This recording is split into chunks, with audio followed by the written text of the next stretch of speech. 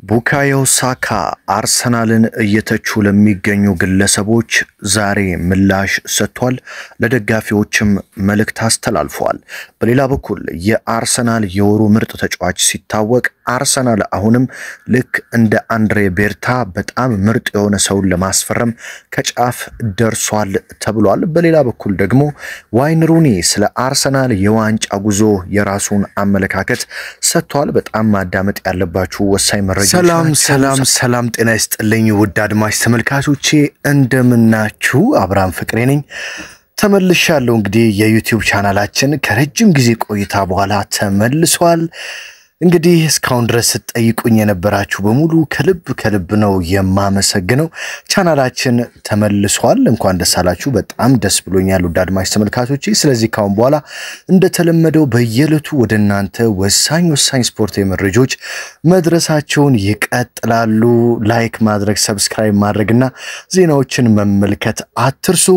እንግዲህ ዛሬ ወዳዘጋጀውላችሁ መረጃዎች ደግሞ እናልፋለን ማለት ነው። እንግዲህ ቡካዮ ሳካ ከተናገረው ንግግር ጀምረን አርሰናል ማንን ነው ሊያስፈርም ከጫፍ የደረሰው፣ ዋይን ሩኒስ ምን ተናገረ የሚለውንና ሌሎች ወሳኝ ጉዳዮችን እናነሳለን። እንግዲህ አርሰናል በሰንደርላንድ ጨዋታ አቻ ከወጣ በኋላ በርካታ ደጋፊዎች አርሰናልን ሲተቹ እየተመለከትን እንገኛለን። ደጋፊዎች ብቻ ሳይሆኑም የሌላ ቡድን ደጋፊዎችም አርሰናል አቻ መውጣቱን ልክ እንደ ሽንፈት ቆጥረው በርካታ ሐሳቦችን እያነሱ አርሰናል ዋንጫ ሊያሳካ አይችልም እያሉ ሐሳባቸውን እየሰጡ ነው። ለዚህ ነው ቡካዮ ሳካ በንዴት ለሁሉም ሰው መልእክት ያስተላለፈው። እንደምታውቁት በነገራችን ላይ አርሰናል ባለፉት 14 ጨዋታዎች አንድም ሽንፈት አላስተናገደም። መድፈኞቹ ዘንድሮ የውድድር ዓመት ከተጀመረ ጀምሮ ያስተናገዱት ሽንፈት አንድ ብቻ ነው። እሱም በሊቨርፑል ጨዋታ ነው። በሊቨርፑል ጨዋታም እንግዲህ የዶሚኒክ ሶቦስላይ የቅጣት ምት ግብ ባትቆጠር አርሰናል አሁንም ድረስ ኢንቪንሲብል ወይም ደግሞ ሳይሸነፍ ዋንጫ የበላበትን ዓመት የመድገም እድልም ሊኖረው እንደሚችል በርካቶች ያነሳሉ። ያቺ የቆመች ኳስ ባትቆጠር ኖሮ ማለት ነው። ታዲያ መድፈኞቹ ባለፉት 14 ጨዋታ ሁለት ጊዜ ብቻ አቻ ወጥተው ለምን ይህንን ያህል ሊተቹ ቻሉ? የአርሰናል ደጋፊዎች ቡድናቸውን ለምን አንዳንዶች አርሰናል አቻ ወጣ ብለው ይተቻሉ ሲሉ እየተናገሩ ይገኛሉ። ታዲያ ቡካዮ ሳካ እንደዚህ ሲል ነው የተናገረው። እኛ አርሰናሎች አንድ ከረጅም ጊዜ በኋላ ነጥብ ስንጥል ስለ እኛ ብዙ ነገር ይወራል። እኛ ለእንደዚህ አይነት ያልተገባ ትችቶች ቦታ አንሰጥም። እንዲህ አይነት ጨዋታዎች እኛ ላይ ብቻ ተደጋግሞ ለምን እንደሚጮህ እናውቃለን። ለእንዲህ አይነት ምክንያታዊ ያልሆኑ ጨዋታዎች ቦታ የለንም ሲል እንግዲህ ቡካዮ ሳካ ተናግሯል ማለት ነው። በዚህ ሰዓት መገኘት ያለብን ደረጃ ላይ እንገኛለን። እሱም አንደኛ ደረጃ ነው። ጥሩ ቦታ ላይ ተቀምጠናል። በዚህ ደግሞ ሁላችንም ደስተኞች ነን። አሁንም ትልቁ ትኩረቴ ሀገራዊ ግዴታዬን መወጣትና ከኢንተርናሽናል ብሬክ መልስ ደግሞ በድጋሚ የአርሰናልን ጥንካሬ በሜዳ ላይ ማስቀጠል ነው ሲል እንግዲህ ቡካዮ ሳካ ወደ እንግሊዝ ብሔራዊ ቡድን ሲያመራ በቀረበለት ጥያቄ መልስ ሰጥቷል ማለት ነው። በነገራችን ላይ ይህ ኢንተርናሽናል ብሬክ ለአርሰናል ደጋፊዎችና ለአርሰናል ስብስብ በትክክለኛው ጊዜ የመጣ ኢንተርናሽናል ብሬክ ነው። ምክንያቱም የአርሰናል ተጫዋቾች ብዙዎች ጉዳት ላይ ነበሩ፣ እንደዚሁም በጣም ድካም ላይ ነበሩ። በየሶስት ቀኑ ነው ጨዋታዎችን የሚያደርጉት። ስለዚህ በጣም ተዳክሞ ነበርም። ታዲያ የተጎዱም ተጫዋቾች እንደነ ማርቲኔሊ ያሉ ዘንድሮ ምርጥ አቋም እያሳዩ የሚገኙ ተጫዋቾች እንደ ዩክሬሽ ያሉ ተጫዋቾች ከኢንተርናሽናል ብሬክ በኋላ ስለሚመለሱ ይህ ኢንተርናሽናል ብሬክ በዚህ ሰዓት መምጣቱ ለአርሰናሎች በጣም ጥሩ የሚባለው መረጃ ነው ማለት ነው። እንግዲህ የአርሰናል የወሩ ምርጥ ተጫዋች ታውቋል። ውድ አድማጭ ተመልካቾች እንግዲህ አርሰናል የወርሃ ጥቅምት ምርጥ ተጫዋችን ይፋ ሲያደርግ ለኔ ትክክለኛ ምርጫ ተደርጓል ብዬ አስባለሁ። ይህም ጋብሪኤል ማጋሌሽ አውሬው ተከላካይ እንግዲህ የመድፉ ሰራዊት የወርሃ ጥቅምት የወሩ ምርጥ ተጫዋች በመባል መመረጡም ታውቋል። ከተሰበሰቡት ድምጾች እንግዲህ 45%ን ድምጽ ያገኘው ይህ ብራዚላዊው የአርሰናል የኋላ መስመር ተጫዋች ጋብሪኤል ማጋሌሽ ነው። በነገራችን ላይ እኔ አርሰናል ቤት እጅግ በጣም ከማደንቃቸውና ከምወዳቸው ተጫዋቾች አንዱ ጋብሪኤል ማጋሌሽ ነው። ማጋሌሽ ዝም ብሎ ተጫዋች ብቻ አይደለም፣ ወይም ዝም ብሎ ተከላካይ ብቻ አይደለም። ጋብሪኤል ማጋሌሽ በአርሰናል ቤት ከጨዋታ ባለፈም ከግቦች እንዲሁም ከመከላከል ባለፈ የአርሰናል የዋንጫ ሜንታሊቲ ወይም ጠንካራ ሜንታሊቲ ያላቸው ተብለው ከሚጠበቁና በቁጥር አንድነት ከሚቀመጡ ተጫዋቾች መካከል አንዱ ነው። አርሰናሎች በሰንደርላንድ ጨዋታ ሲሸነፉ ከሁሉም በተለየ መልኩ ምን ያህል ሲበሳጭ እንደነበረ አርሰናሎች ተረብሸው በነበረ ሰዓት ተጫዋቾች እንዲነሳሱ እየዞረ ተጫዋቾቹን ሲመክር የነበረበት መንገድ እንደዚሁም ደግሞ በየጨዋታው አርሰናል ነጥብ ሊጥልባቸው በሚችሉ ጨዋታዎች ግብ ሲያስቆጥር ምን ያህል ለአርሰናል ከፍተኛ ጥቅም ይሰጥ እንደሆነ እናውቃለን። ስለዚህ ጋብሪኤል ማጋሌሽ የወርሃ ጥቅምት የወሩ ምርጥ ተጫዋች መባሉ የሚገባው ነው። በነገራችን ላይ በወርሃ ጥቅምት ባደረጋቸው 6 ጨዋታዎች ጋብሪኤል ማጋሌሽ አንድም ግብ አልተቆጠረበትም እና እንደዚሁም አርሰናሎች በርካታ ነጥቦችን ይዘው እንዲወጡ ከፍተኛ አስተዋጽኦን አድርጓል። በዚህም የወርሃ ጥቅምት ምርጥ ተጫዋች ተብሎ መመረጥ ችሏል ማለት ነው። አርሰናል ሊያስፈርም ነው። ማንን ነው የሚያስፈርመው? የብዙዎቻችሁ ጥያቄ ነው። የሰሜን ለንደኑ ክለብ አርሰናል እንግዲህ የተጫዋቾች የበላይ መልማይ ለመቅጠር መቃረባቸው ተገልጿል። እንግዲህ አርሰናል ጥንካሬው ሜዳ ላይ የሚታይ ብቻ አይደለም። የአርሰናል ጥንካሬ ከኋላ የሚጀምር እንደሆነ ይታወቃል። አሰልጣኝ ሚኬል አርቴታ ከመጡ በኋላ በተለይ ሜዳ ላይ ከሚታየው ባለፈ ውስጥ ለውስጥ ያለውን ነገር ለመቀየር ምን ያህል እንደሰሩ የሚታወቅ ነው። የኤዱ ጋስፐር መባረርና የአንድሬ ቤርታ መምጣት አርሰናልን ምን ያህል እንዳጠነከረው እናውቃለን። አሁን ደግሞ አርሰናል የጣሊያኑ ክለብ የናፖሊውን የተጫዋቾች መልማይ ኃላፊ የሆኑትን ጣሊያናዊው ማውሪዚዮ ሚቼልን ወደ ቡድናቸው ለመውሰድ መቃረባቸው ተነግሯል። ኃላፊው እንግዲህ ይህ የናፖሊ የተጫዋቾች መልማይ ከዚህ በፊት አሁን በፒኤስጂ የሚገኘውና ናፖሊ ተጫዋች የነበረውን ኪቪቻ ክቫራትስኬሊያን እንግዲህ በመልማይነት ወደ ጣሊያን ያመጡ ናቸው። ከሱም ባለፈ እንደ ማሬክ ሃምሲክ የመሳሰሉ በጣም ምርጥ ተጫዋቾች ወደ ናፖሊ እንዲመጡ በማድረግ ከፍተኛ ሚና የነበራቸው ግለሰብ ናቸው።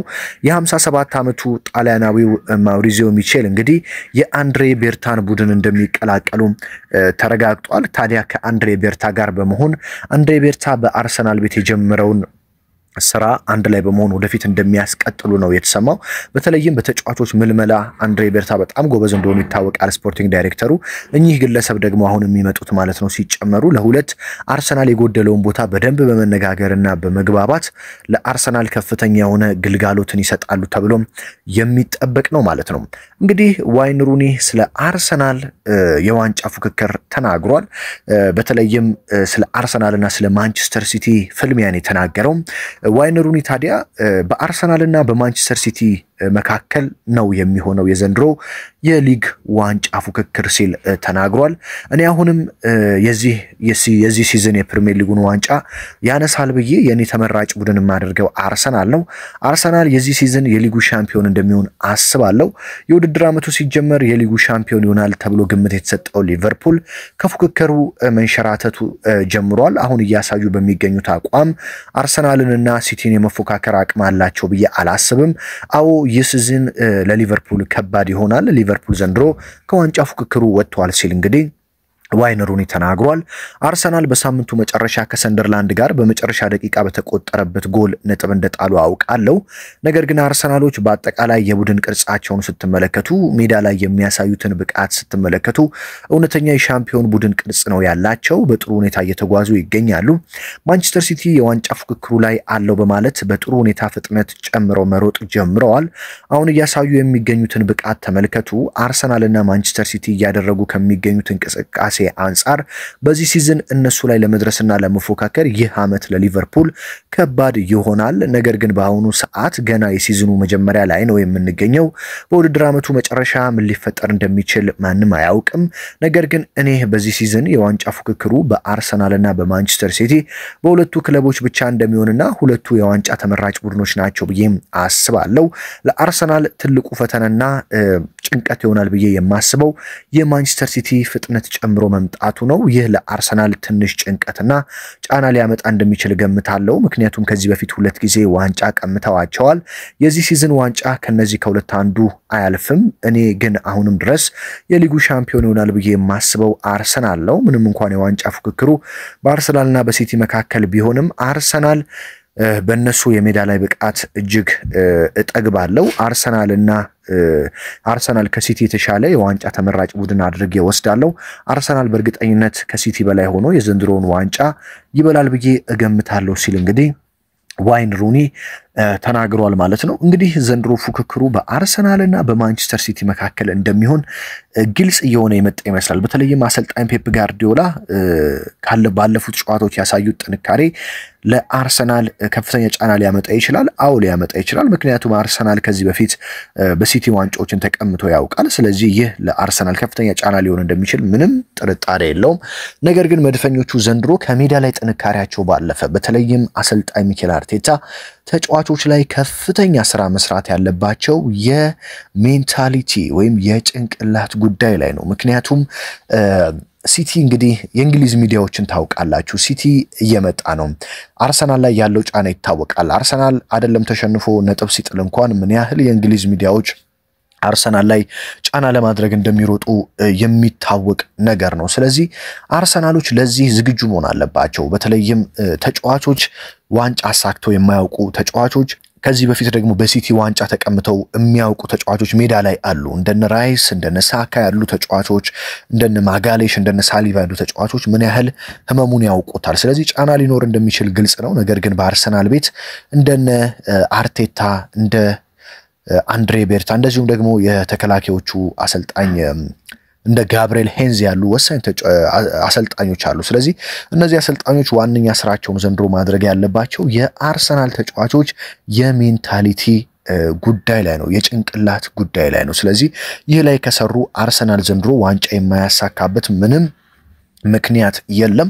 ስለዚህ መድፈኞቹ ከኢንተርናሽናል ብሬክ በኋላ የተጎዱ ተጫዋቾችን ሲያገኙ እያሸነፉ በመቀጠል ሲቲ ላይ እንደዚሁም ሌሎች ቡድኖች ላይ የነጥብ ልዩነቱን በደንብ በማስፋት ቢያንስ እስከ የፈረንጆቹ አዲስ ዓመት ድረስ የነጥብ ልዩነቱን ወደ 8 እና ከዛ በላይ ማድረስ ከቻሉ ፕሪሚየር ሊጉን በደንብ ማሳካት የሚችሉበት አቅም ላይ ይገኛሉ ማለት ነው። ስለዚህ አርሰናል እናውቃለን ከኢንተርናሽናል ብሬክ በኋላ በጣም ከባባድ ጨዋታዎች እንዳሉበት ይታወቃል። ነገር ግን የፈለገ ቢሆን መድፈኞቹ ዘንድሮ የያዙትን በእጃቸው የገባውን ዋንጫ ማጣት የለባቸውም እንዳለፉት ዓመታት። ስለዚህ አርሰናሎች በቻሉት አቅም ሁሉ ከፍተኛ ጥረት ያደርጋሉ ተብሎ ነው የሚጠበቀው ማለት ነው። የዕለቱ ወሳኝ ስፖርታዊ ጥንክሮች እነዚህ ናቸው። ውድ አድማጭ ተመልካቾቼ እንግዲህ ውድ አድማጭ ተመልካቾቼ ቻናሌ ተመልሷል። ስለዚህ ካሁን በኋላ በየዕለቱ ወሳኝ ስፖርታዊ መረጃዎች ወደ እናንተ ይደርሳሉ። ስለዚህ እንደተለመደው ሁል ጊዜ ሰብስክራይብ በማድረግ ላይክ በማድረግ አብራችሁ እንድትሆኑ እጋብዛችኋለሁ። ሀገር ውስጥ ከባህር ማዶ ናችሁ ከጎኔ ቆማችሁትን በሙሉ ከልብ እያመሰገንኩኝ በሌላ ወሳኝ መረጃ በሌላ ወሳኝ ጥንክር እስከምንገናኝ ድረስ ሰላም ተመኘውላችሁ።